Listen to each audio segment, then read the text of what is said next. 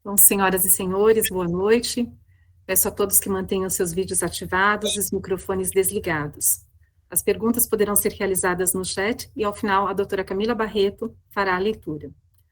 O presidente, doutor Alexandre Fante, e a vice-presidente, doutora Daniela Pagliuca, em nome da 102ª Subseção de Santo Amaro, da Ordem dos Advogados do Brasil, Seccional São Paulo, tem a grande honra de recebê-los para a palestra Compliance de Gênero, sob a ótica ESG, Caminhos para a Materialização da Igualdade na Sociedade. Esse evento foi organizado pela Comissão da Mulher Advogada e pela Comissão de Cultura e Eventos, presidida pela doutora Marta Voltas. Para ministrar a palestra de hoje, a OAB Santo Amaro solicita que a doutora Suzana Kipper faça a leitura do currículo da nossa convidada. Por gentileza, doutora Suzana. Boa noite a todos e todas.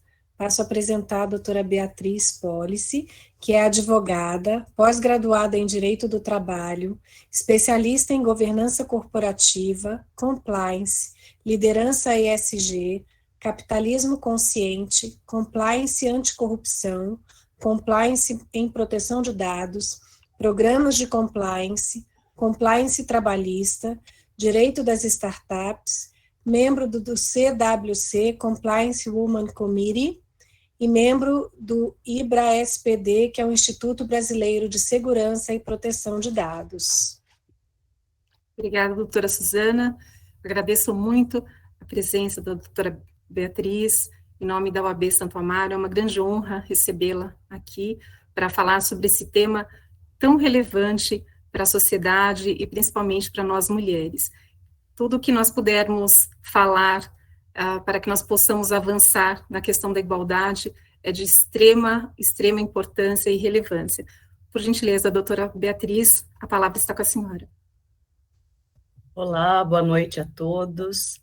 É um prazer estar aqui. Agradeço mais uma vez imensamente o convite, a oportunidade de poder compartilhar um pouquinho com vocês das percepções e das ideias a respeito de igualdade de gênero, para a gente poder sempre caminhar nesse que é um caminho super importante, como bem disse a doutora Lucimara. Eu estou apresentando aqui a minha tela, só queria confirmar com vocês se vocês estão vendo, porque a hora que eu colocar em modo apresentação, eu não vejo mais vocês, tá? Sim, está visível. Então, eu peço para se alguém precisar interromper, quiser interromper, que interrompa mesmo, por favor, senão eu não consigo ver. Tá ótimo, vou começar.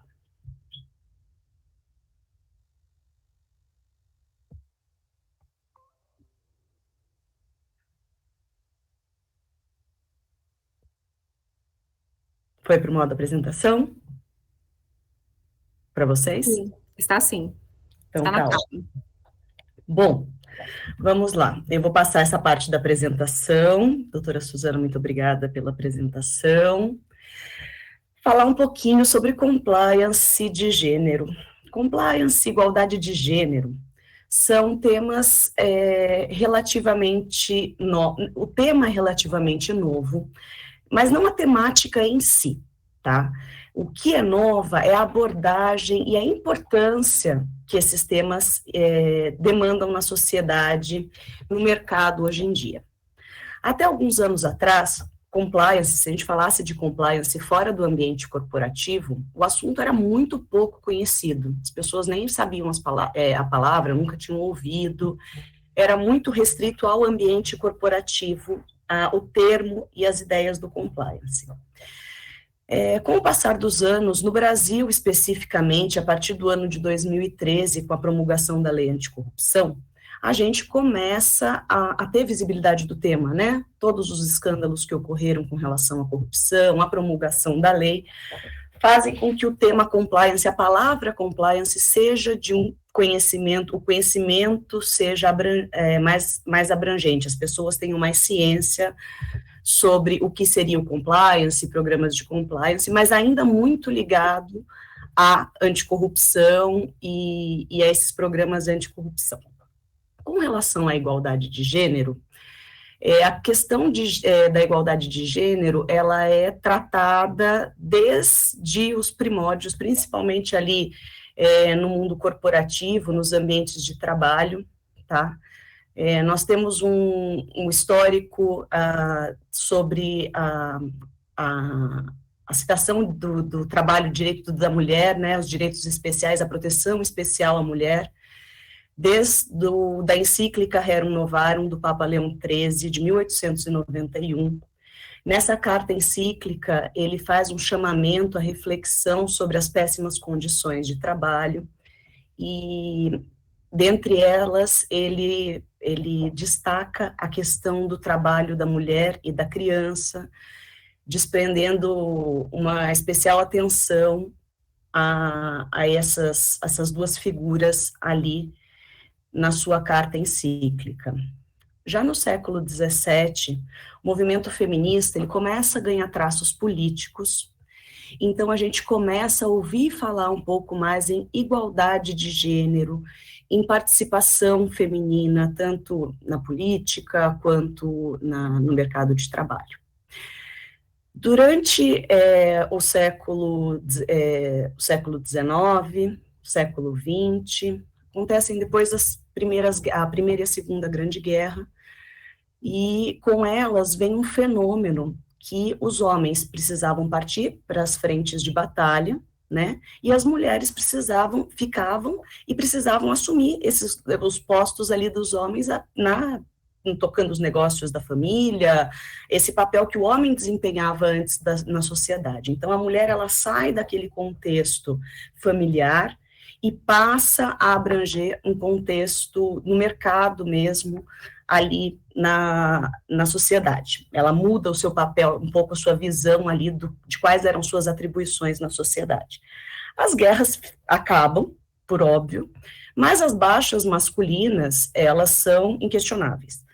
Além disso, muitos dos homens que retornam, eles retornam mutilados, debilitados física e psicologicamente, e esse movimento das mulheres no mercado de trabalho, no mundo, no ambiente ali corporativo daquele tempo, ele se perdura. Então, as mulheres seguem ali naquele movimento e começam a questionar os seus direitos, porque desde este momento, desde os primórdios, sempre houve problema de disparidade salarial, mulheres ocupando cargos de menor relevância, disparidade salarial exercendo as mesmas funções, mulheres não tinham seus direitos políticos plenos, e assim por diante. Então, o movimento se fortalece, o movimento pela igualdade de gênero se fortalece. No Brasil, a gente vai para 1932, ali a Revolução Constitucionalista, teve uma importantíssima participação feminina, as mulheres tiveram uma importante participação na Revolução Constitucionalista, apesar de, até hoje, não existir uma divulgação, né, tão efetiva disso, mas a participação feminina foi importantíssima, tá? Em 1932, as mulheres ganham o direito ao voto e à participação política aqui no Brasil. Seguimos com todas as buscas por direitos, tivemos CLT e várias outras questões, mas finalmente tudo consagrado em 1988 com a nossa Constituição Federal, Constituição Cidadã, que no seu rol de direitos e garantias fundamentais, no artigo 5º, inciso 1º, de forma definitiva, positivou que homens e mulheres são iguais em direitos e obrigações, tá? Trazendo para a nossa normativa nacional, né, para a nossa Carta Magna,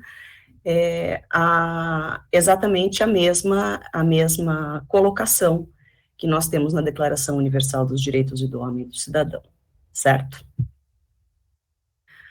Bom, frente a todos esses avanços de direitos que nós vemos lá desde Leão XIII até agora, a gente tem uma grande contradição. Nós avançamos muito na positivação de direitos, mas as estatísticas mostram que a igualdade de gênero, ela está longe, nós estamos longe de alcançar aquela máxima do artigo 5º, inciso 1º, de que homens e mulheres são iguais em direitos e obrigações. Dados do IBGE de 2021 mostram que a média salarial feminina é 20,5% inferior à masculina. Que depois da pandemia de 2020, a disparidade de gênero cresceu 19,7% no nosso país. Que apenas 6% das empresas brasileiras possuem mulheres em cargos de liderança. Isso é abaixo da média global, de 10%, e da média da América Latina, que é de 11%. O índice TEVA de mulheres na liderança, atualizado agora em abril de 2022, mostra que nenhum, em letras maiúsculas e garrafais, órgão de liderança de empresas listadas na Bolsa no Brasil, possui mais de 20% de mulheres na sua composição. Bom, como que nós falamos em toda essa positivação de direitos que foi elencada ali no slide anterior, e na representação em termos numéricos que nós somos na sociedade, e esses dados estatísticos. É algo realmente assustador. Frente a tudo isso, o mercado se vê frente a uma revolução conhecida por 3 letrinhas, ESG ou ASG. ESG, que a sigla significa, em inglês, Environmental, Social and Governance, que seria meio ambiente, social e governança, é uma sigla que surgiu pela primeira vez em 2005, num relatório de parceria entre a ONU e o Banco Mundial, chamado Who Cares Wins, quem ganha quem se importa, em tradução livre. Esse relatório mostrava que as empresas que investiam, as empresas do mercado financeiro, que investiam efetivamente em meio ambiente, social e governança, melhoravam seus resultados e garantiam uma sustentabilidade a longo prazo. Dentro desse movimento, o mercado financeiro começou a ficar muito atento para esse tipo de investimento, e tudo isso foi coroado ali com a carta do Larry Fink, que ele escreve todos os anos, o CEO da BlackRock escreve todos os anos aos CEOs do mundo. E durante 2 anos consecutivos, ele falou que a BlackRock daria preferência a investimentos e buscaria sempre fundos ali com investimentos ESG ou ASG, certo? Nesta última carta, já alguns dias atrás, ele fez algumas ponderações que vão ser explicadas até um pouco mais à frente, tá? Por questões que, também de um relatório agora que saiu da SEC, da Security and Exchange Commission, mas ESG é um fato, ele é um novo movimento do mercado, tá? Que acompanha uma revisão do capitalismo, que já vinha sendo feito no mundo, tá? Nós precisávamos repensar as formas de utilizar os nossos recursos, utilizar o nosso planeta, e a forma como essa visão capitalista do mercado do capitalismo estava sendo abordada, tá? Nós começamos a ter um movimento denominado capitalismo de stakeholder, ou um capitalismo mais consciente, que seria aquele capitalismo que não teria apenas como beneficiário os acionistas das empresas, mas todos os seus stakeholders, toda a sua cadeia, a cadeia que faz o entorno daquela empresa. Então, as empresas começaram a olhar para suas externalidades, tentar gerar externalidades positivas, e dentro deste conceito que vem também essa temática ESG, olhando para diversos aspectos, né, tanto de meio ambiente, porque nós temos uma questão ambiental urgente, mundial, tá? Social, nós também temos uma questão urgente, social, pós-pandemia, isso ficou mais claro ainda, evidente, tá? E questões de governança também, porque nós temos muito o que avançar nesses temas também. A igualdade de gênero, ela é respaldada tanto pelo S, do social, quanto pelo G, do governança.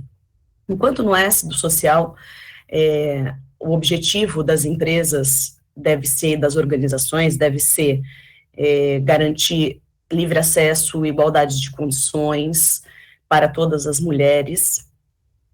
No aspecto de governança, o Instituto Brasileiro de Governança Corporativa, o IBCG, ele recomenda no seu livro, no seu guia de boas práticas, que exista diversidade dentro dos seus conselhos, que a diversidade dentro do conselho é considerada como uma das boas práticas por esse instituto.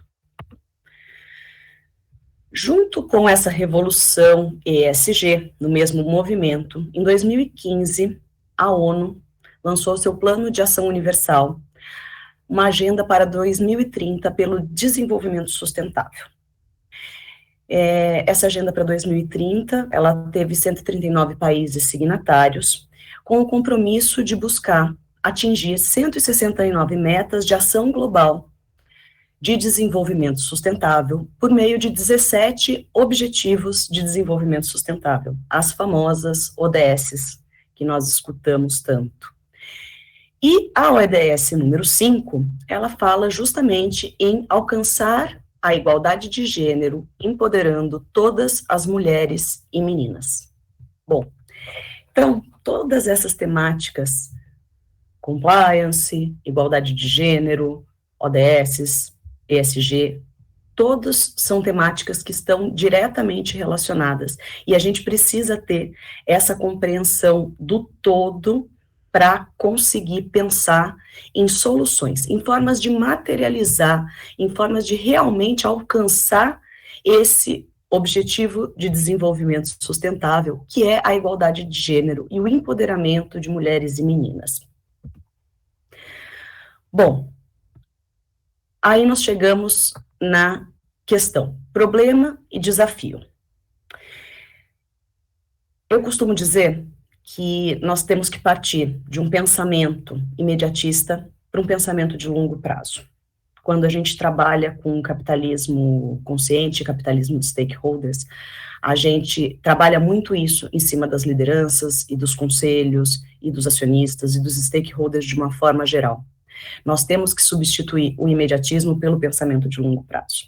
Quando eu falo que a igualdade de gênero é um problema que eu preciso resolver na minha empresa ou na sociedade, eu estou tendo um pensamento imediatista. Eu tenho um problema, eu preciso de uma solução, ok, vou tirar aquele problema da minha frente, eu não vou mais ter que olhar para ele. Então, a questão semântica é muito importante.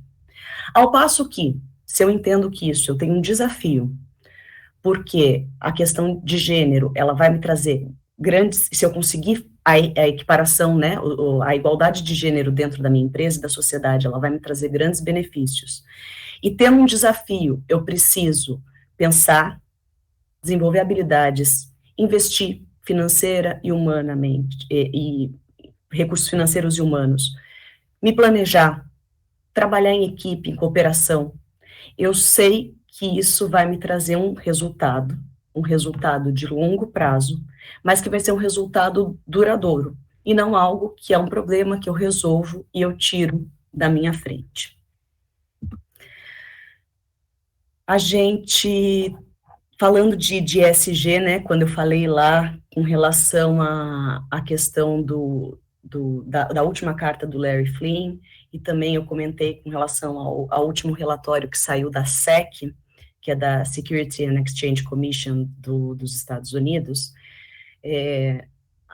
há uma grande crítica à forma como a questão ESG vem sendo abordada no mundo, porque a partir do momento, ainda nesse contexto de pensamento imediatista e pensamento de longo prazo, existem muitas empresas, muitas corporações, grandes corporações, pequenas corporações, mas especialmente as grandes corporações, que numa gana para alcançar, para poder se colocarem como empresas ESG, elas dizem, os fundos e as empresas dizem adotar práticas ESG, mas elas não demonstram essas práticas de forma efetiva, elas simplesmente se colocam como empresas ou como fundos ESG. É o que a gente conhece como greenwashing, social washing e governance washing, que seria aquela cara de algo bacana, algo correto, na moda da sustentabilidade, mas que, na verdade, não faz o que, não age com integridade. Ela fala e faz coisas completamente diferentes, não comprova o que ela faz em prol dessas três letras, dessa sigla, nem de meio ambiente, nem de social, nem de governança. Por conta desse movimento, ontem, dia 25, a SEC, que é a Security and Exchange Commission, soltou um comunicado avisando que ela vai começar a ir realmente atrás de um relatório, que ela vai começar a ir realmente atrás dos fundos que se dizem, né, que se colocam, são listados como fundos ESG, para verificar, para que os reportes, para que os relatórios de sustentabilidade, os relatórios de transparência deles, sejam muito bem avaliados e eles consigam comprovar que realmente eles colocam em prática as ações que estão ali, ali listadas, tá? Bom, dentro desse contexto, a gente vê que muito mais do que trabalhar em prol da igualdade, a gente precisa materializar e comprovar o que a gente está fazendo enquanto empresa, enquanto sociedade, em prol da igualdade de gênero. Bom, eu sou consultora, então eu sei como trabalhar, eu conheço e trabalho dentro de empresas, mas de uma forma que as empresas possam expandir essas ideias da igualdade de gênero, essa cultura da igualdade de gênero, das suas portas para fora. Nesse momento, e principalmente pela necessidade de comprovação, de reporte, de documentação, existe uma grande parceria que pode ser feita, um grande suporte da área de compliance. Por quê? Porque a área de compliance de uma empresa, ela está acostumada a trabalhar com processos definidos de organização, formalização, controles e monitoramento. Ela é uma área que acaba se relacionando com todos os demais departamentos da empresa, né? Quando você faz a implementação de um programa de compliance dentro de uma empresa, você parte ali de algo específico que a empresa precisa num primeiro momento, algo mais generalista às vezes, ou específico, de acordo com as necessidades e a demanda das empresas, mas é um programa que permeia toda a empresa. Por quê? Porque você está em compliance, você está compliance, né, um programa de compliance, ele visa que a empresa cumpra todas as normas e regulamentos a que ela está exposta, interna ou externamente, certo? Externamente são as leis, normas, regulamentos e assim por diante, e internamente ela vai desenhar de acordo com a sua cultura, né, com a cultura empresarial, com o planejamento estratégico, o que ela vai definir como suas regras internas, como as suas normas internas.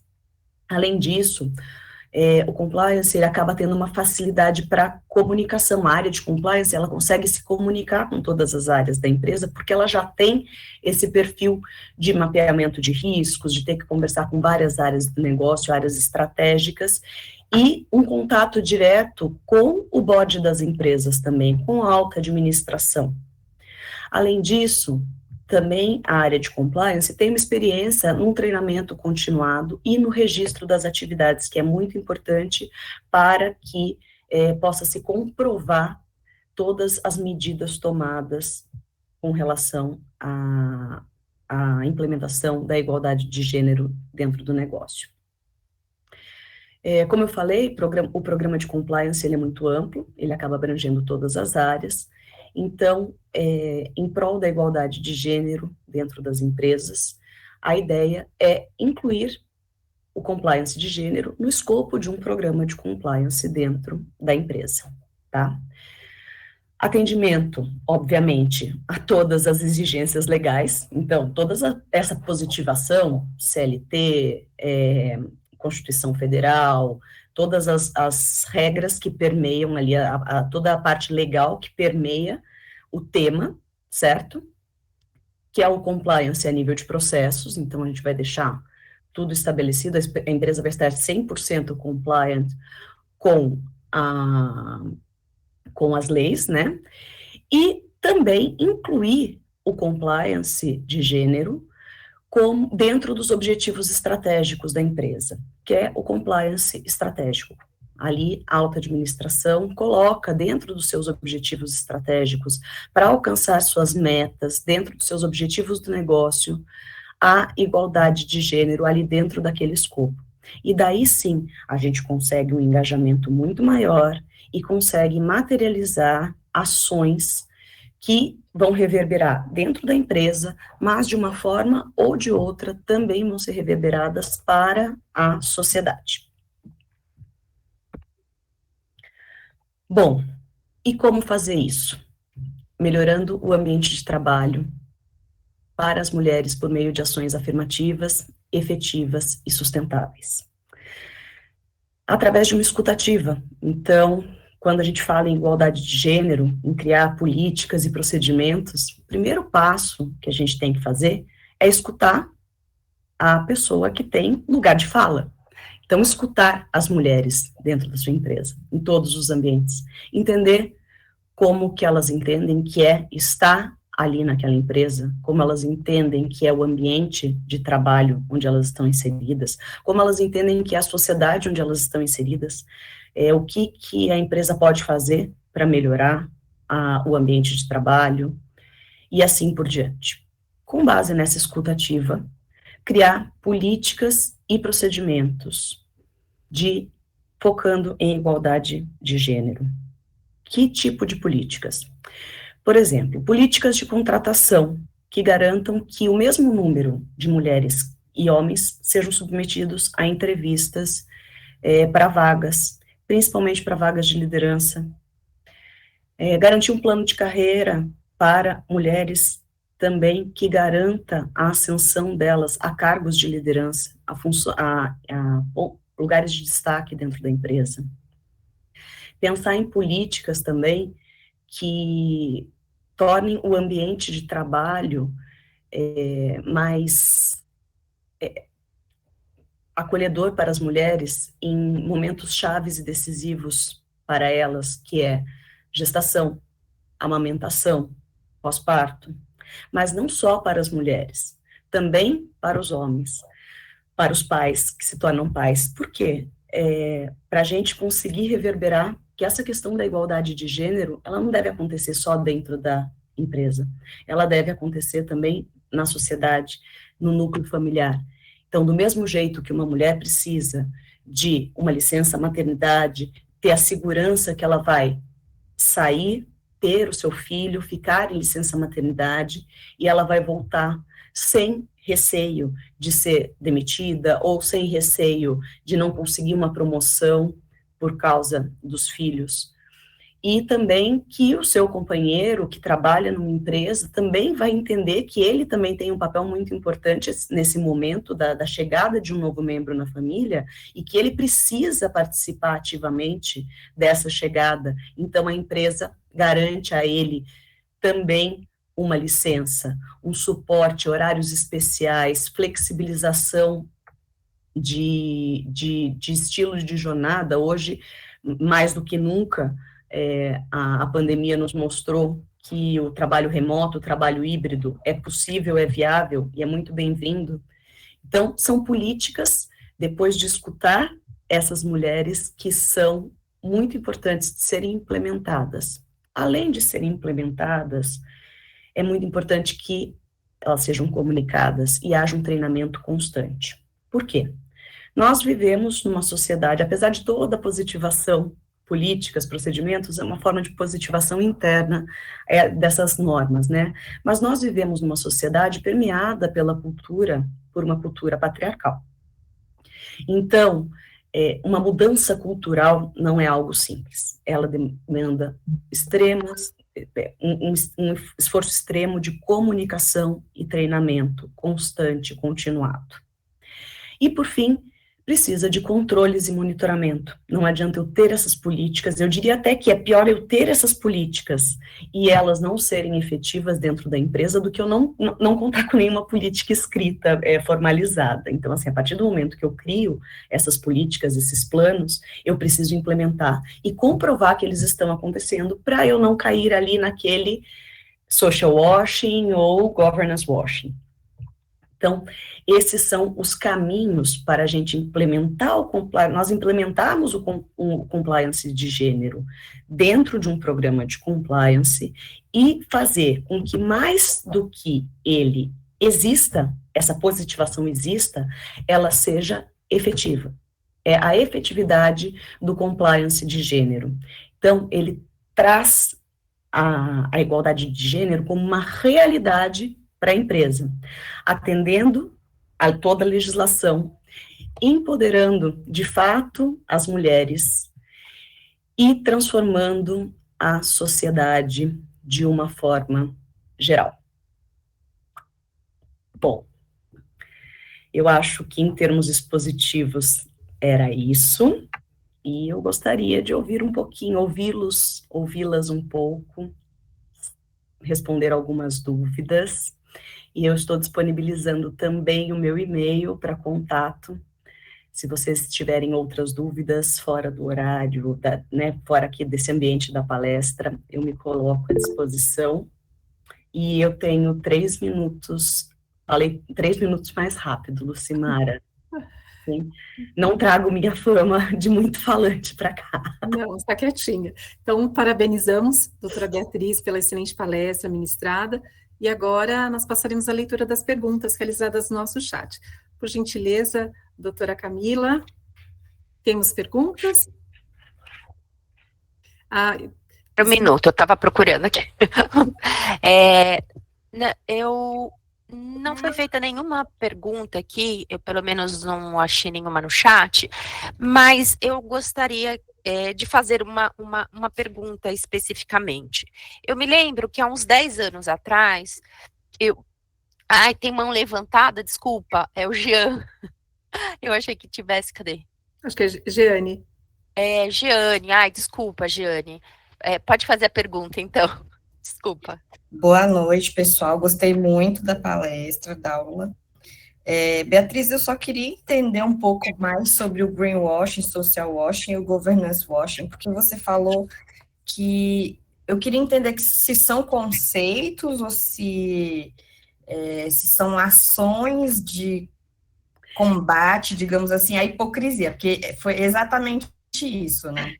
Exatamente, greenwashing é um termo, né?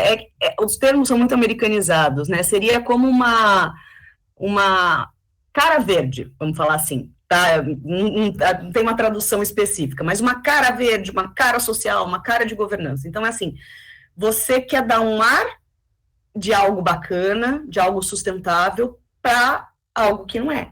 E eu só falo. Então, eu falo, olha, eu sou um fundo ESG. Ah, mas você é um fundo ESG, por quê? O que você faz? Qual que é o seu plano ESG? O que você faz em cada uma das áreas? É claro que nenhuma empresa consegue abraçar todas as vertentes de uma só vez, mas ela consegue identificar ali no ambiente em que ela está inserida, dentro do negócio que ela desenvolve, quais são as ações, os maiores impactos, as externalidades ali do negócio, e cria um plano de combate, né, de transformar as externalidades negativas em externalidades positivas. Então, o greenwashing é a questão do querer parecer ser algo que não é, a questão da hipocrisia mesmo. São termos, tá, que são usados para se referir a essa hipocrisia. Não são conceitos, na verdade, assim. Tem uma definição. Ser sem ser. Entendi melhor agora, obrigada.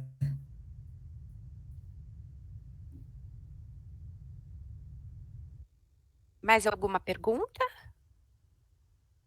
Não? Então, eu vou fazer a minha.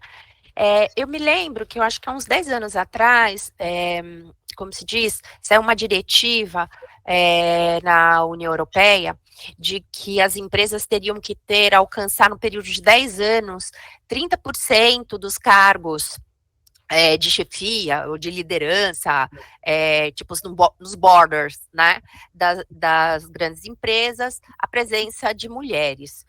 E eu não acompanhei isso no sentido, alcançaram isso, eu não sei se você saberia dizer, né, se realmente essa ação afirmativa, ela ocorreu, né, e essa é uma questão.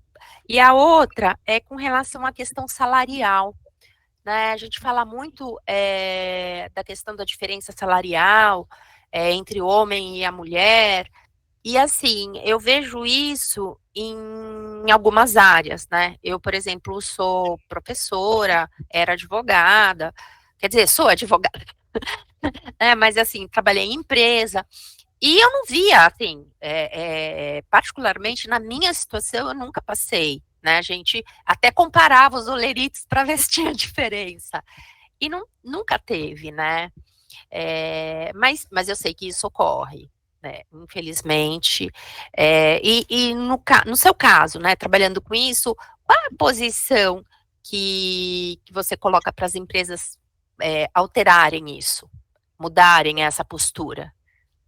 Perfeito, vamos lá. Primeira pergunta com relação a essa diretiva da União Europeia, eu não sei te responder especificamente, eu não tenho conhecimento dessa diretiva, mas o que eu sei é que a média mundial ali, né, que é de 10% de mulheres em cargos de liderança.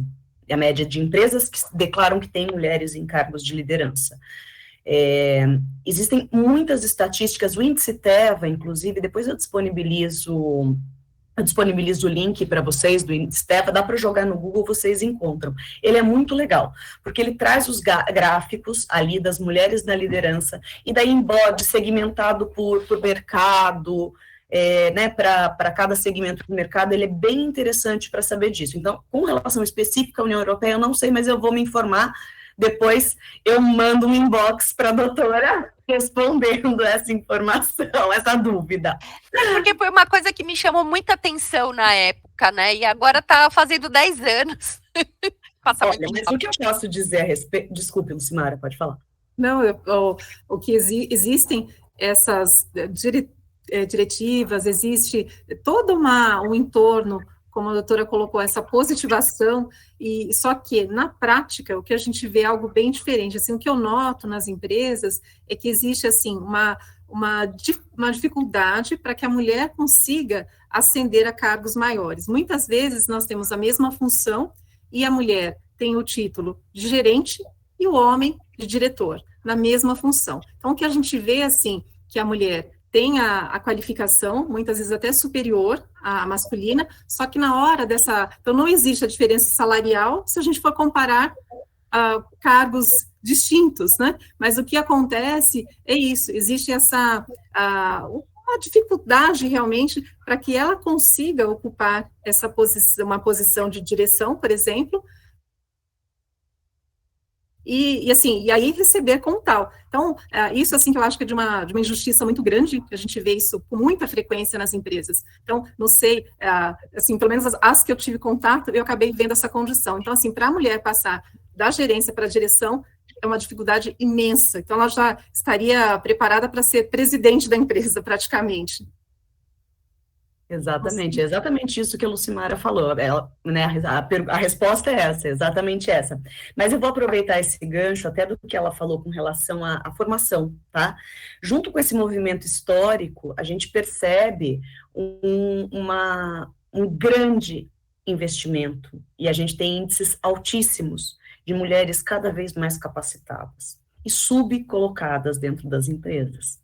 Então, assim, mulheres com formação muito maior do que a dos homens, sublocadas dentro da empresa. Por que motivo?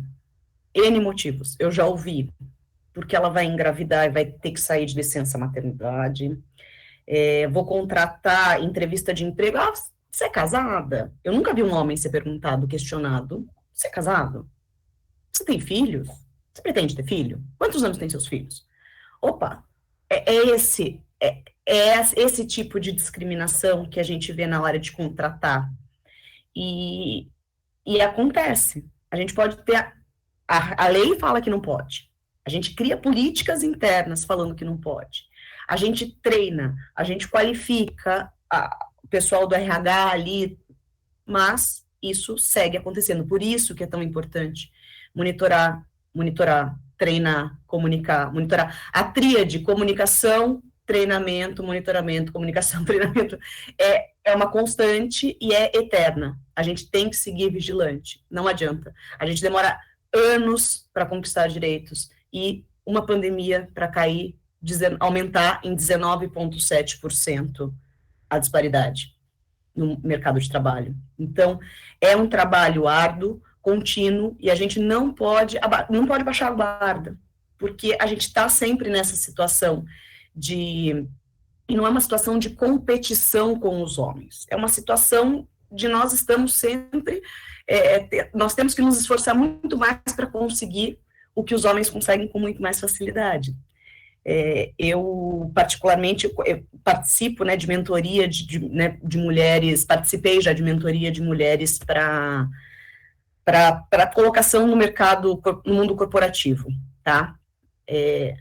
Primeira coisa que você tem que ensinar, que você escuta ser ensinado por uma mulher, quando ela vai fazer uma entrevista de emprego, se candidatar a uma vaga de emprego, é assim, fale tudo o que você sabe fazer, porque a mulher, geralmente, ela chega, por mais que ela seja qualificada, ela saiba o que ela tem que fazer, ela tenha todas as qualificações, ela chega e fala assim, olha, eu não tenho, é natural, é inato da mulher, eu não tenho experiência nessa área, mas eu vou treinar, eu vou desenvolver essas habilidades. O homem, ele vai se candidatar a um cargo, ele chega para ser presidente da empresa, ele fala assim, eu sei parafusar que você não sabe como. Parafuso super bem, não tem nada a ver com parafuso, quer ser presidente da empresa. Mas ele chega contando tudo que ele faz. Eu parafuso super bem, ele fala o que ele faz. A mulher não, a mulher sempre está numa posição de ter que se afirmar, de ter que se provar. Então, não é algo fácil. Tá vendo como eu falo bastante? Por isso não pode deixar, tem que me cortar. Imagina. Doutora Suzana? E é uma coisa cruel isso, né? Porque, por exemplo, meu filho está numa empresa em que, quando ele entrou, ele fez aqueles treinamentos do RH, vários vídeos, né, de treinamento, e ele falou, olha, mãe, estou assistindo, ele estava em home office, estou assistindo um vídeo justamente de compliance, de igualdade de gênero. Ele falou assim, olha a igualdade de gênero, aí mostrou a foto do CEO, homem, todos os diretores homens e todos os gerentes gerais homens. Não tinha sequer uma mulher para contar a história. Ele falou assim, tá tão linda essa aula de compliance de igualdade de gênero, mas a foto desmente, né? E aí ele comentou comigo que na área dele abriram 2 vagas agora. E o que eles ouviram o gerente falar foi o seguinte, bom, na verdade, vamos pegar o currículo o currículo das mulheres, porque a gente precisa um pouco, por causa desse compliance, esse ESG, vamos aumentar o número de mulheres, mesmo que elas não sejam tão qualificadas. Ou seja, vai contratar as mulheres, mas vai reforçar que contratou como se elas não fossem qualificadas, né? Então, assim, é uma inversão também. Primeiro, não contrata porque elas não são qualificadas o suficiente, como a doutora Beatriz Poli estava falando agora. Ela precisa ser muito, né, para ser contratada. E agora, quando contrata, vai dizer que não é pela competência, mas é que para equiparar a quantidade. É muito cruel esse jogo, essa distorção ainda é aquele passinho de cada vez, né? Vamos conquistando espaço, mas ainda é muito distorcido, muito cruel essa realidade, né? Sim. Doutora Pamela? Tem uma pergunta antes da Pamela, pode ser? Que a Jeane tinha feito, em seguida a doutora Pamela.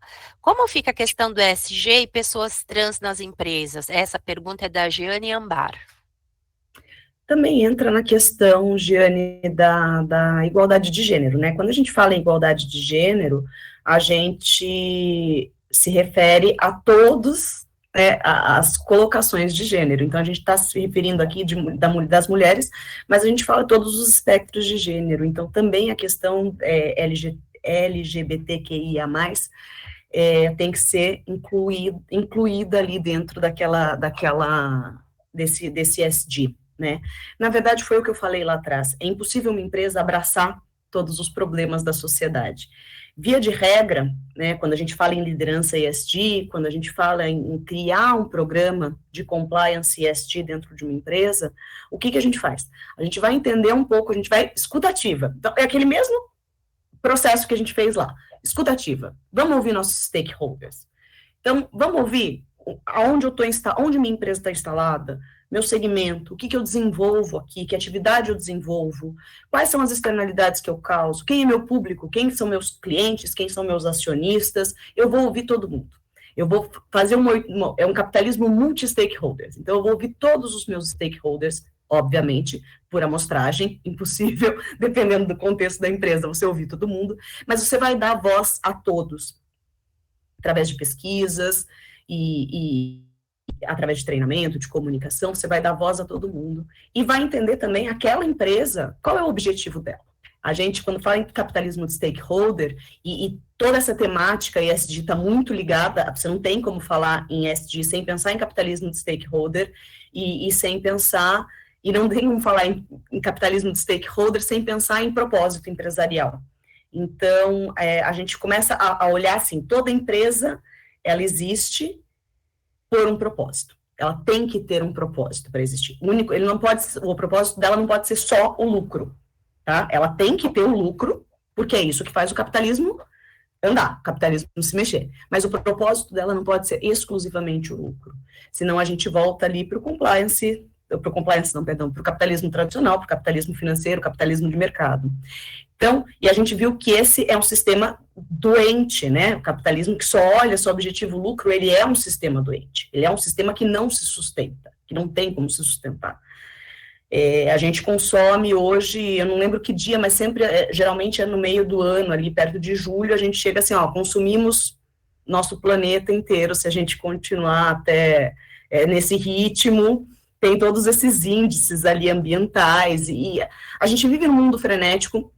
Eu acho que a pandemia, a percepção que eu tenho, assim, a pandemia acelerou muito esse processo no sentido de percepção, de consciência das empresas, das lideranças.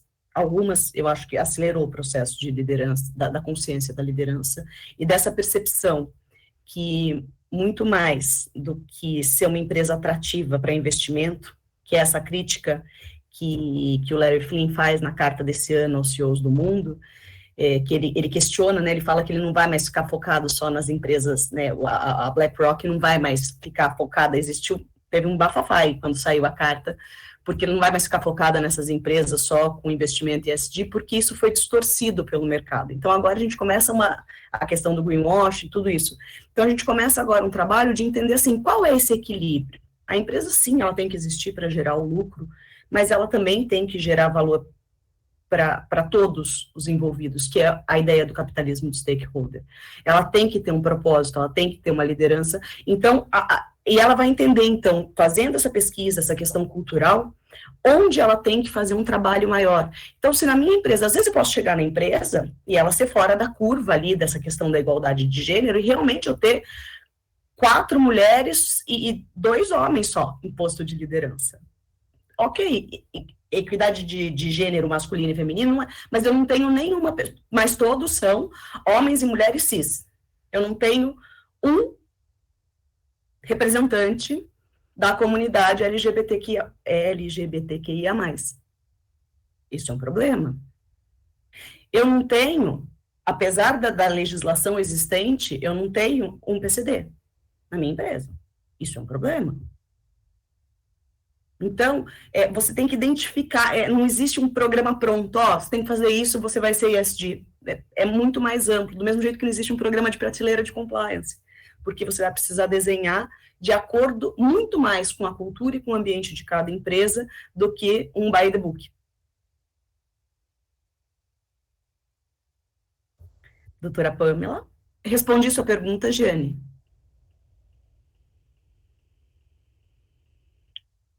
Pamela, pode fazer a pergunta. Oi, boa noite.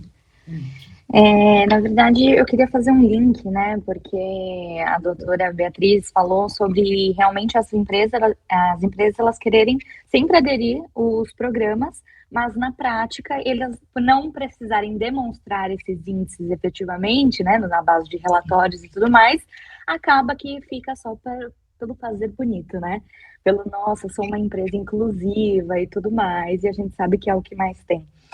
Esses dias eu estava pensando que além do que a gente mais tem, né, de ter que comprovar, a nossa palavra vale quase nada, muitas vezes, na empresa. Quando a gente se apresenta na empresa, é assim, a gente precisa falar muito mais, provar muito mais para realmente as pessoas acreditarem, né, no que a gente está falando, né?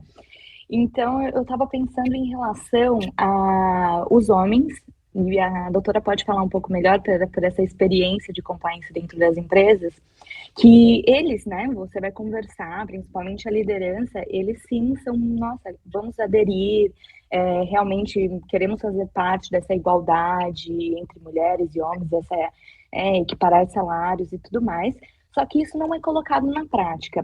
Muitas vezes eu entendo que é pela uma própria insegurança de ver, sim, que as mulheres elas podem conseguir muito mais do que eles. Então, acaba saindo daquela zona de conforto. Então, assim, isso acontece com todas as questões, tanto racial, quanto dos casos de LGBT. Então, assim, enquanto eu, o homem, estou aqui com todo o patriarcado que já foi construído desde trás, eu vou ser legal e vou falar que eu quero essa igualdade, vou implementar isso na minha empresa. Porém, na prática, isso não funciona e eu entendo que pode ser por uma certa insegurança. Poxa, elas vão chegar e eu vou ficar onde? Eu realmente vou ter que ficar aqui? Então, eu entendo que pode ser muito disso, isso em relação não só a mulheres, mas a questão de racismo e tudo mais, né? Não querer que chegue, é aquela coisinha, a cordinha, né? Enquanto tá indo, pega e volta. Eu sinto muito isso, eu não sei a sua percepção em relação às empresas, né? Quando você vai implementar a questão de compliance em igualdade. Bom, eu também... Tem todos os casos, doutora Pamela, porque, assim... Vamos falar, quando eu estava falando ali, respondendo a questão da doutora Jane, eu falei ali de liderança, consciência da liderança.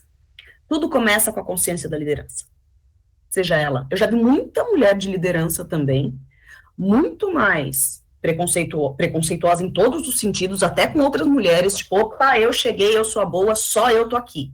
Vocês não vão chegar, entendeu? Do que com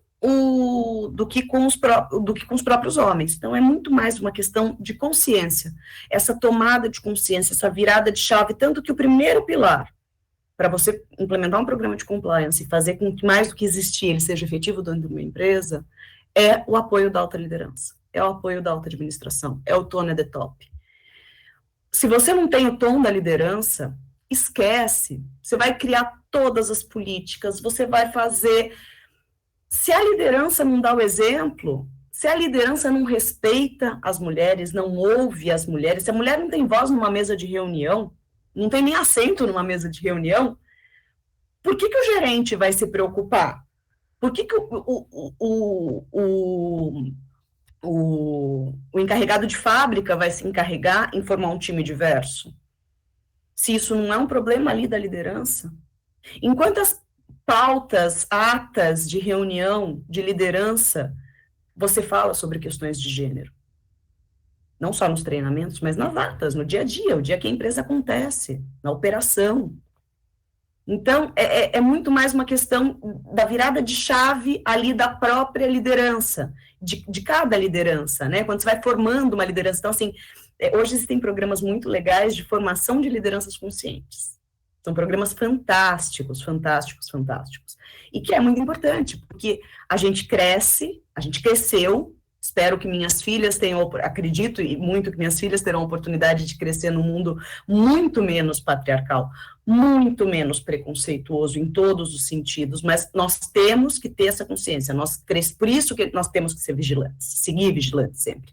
Nós crescemos, nós estamos nessa sociedade. Nós somos uma sociedade fundada no patriarcado, na escravidão. Não adianta. A gente tem que ter essa consciência, a gente tem que ter consciência do ambiente que nós estamos, de quem nós somos, para conseguir vencer esses desafios. A gente tem que enxergar isso como desafios, não como problemas. A gente tem que ter uma visão de longo prazo. Não é um problema. Ah, tá bom, então, eu vou contratar uma mulher, tira da frente. Acabou meu problema. Não. Eu vou contratar uma mulher, eu vou capacitar aquela mulher, eu vou empoderar aquela mulher de verdade, e aquela mulher vai ser presidente um dia da minha organização. Isso é um desafio. Não é um problema. O problema é você pegar mais currículos de mulheres e contratar, porque o chato do compliance, o departamento de prevenção de vendas, veio falar que eu preciso contratar mais mulheres. Tá bem, obrigada. Mais alguma pergunta, doutora Camila? Não? Não tem mais nenhuma. Então, em nome da OAB Santo Amaro, eu declaro encerrada a palestra. Agradeço imensamente, doutora Beatriz, pela sua fala, por todas as reflexões, por todos os ensinamentos dessa noite. Foi brilhante a sua apresentação e tenho certeza que vai contribuir muito no nosso dia a dia, até do ponto de vista de cidadãos mesmo, para esse olhar, porque muitas vezes a gente acaba não enxergando essa questão da invisibilidade por conta do patriarcado, por conta desse machismo estrutural, como a doutora bem colocou, tanto da mulher como do homem, então tudo acaba sendo muito naturalizado. Então, é de suma importância que a gente tenha momentos como esses, para que a gente tire um pouco esse olhar da naturalização e a gente consiga enxergar esse todo. Muito obrigada, esteja sempre convidada a voltar para a nossa subseção, inclusive pessoalmente, vai ser uma grande honra recebê-la. Muito obrigada. Eu que agradeço, mais uma vez, agradeço a oportunidade, agradeço a todas as presentes, todos os presentes.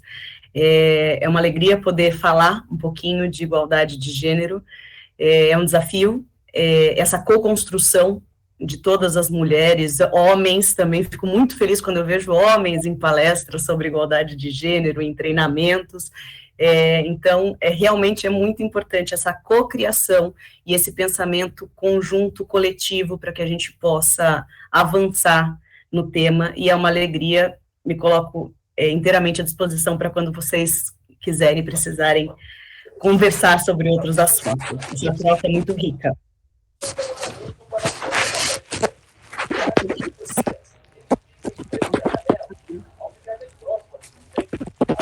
Eu acho que ele abriu sem querer o microfone. Eu agradeço muito a presença de membros de comissão, presidente da comissão, Priscila aqui. Uma grande honra termos homens, mulheres, pessoas interessadas em conhecer mais sobre o tema. Foi uma grande alegria mesmo essa noite. Muito obrigada, doutora Beatriz, e a todos os participantes. Obrigada. Obrigada, boa noite, tchau. Boa noite. Boa noite.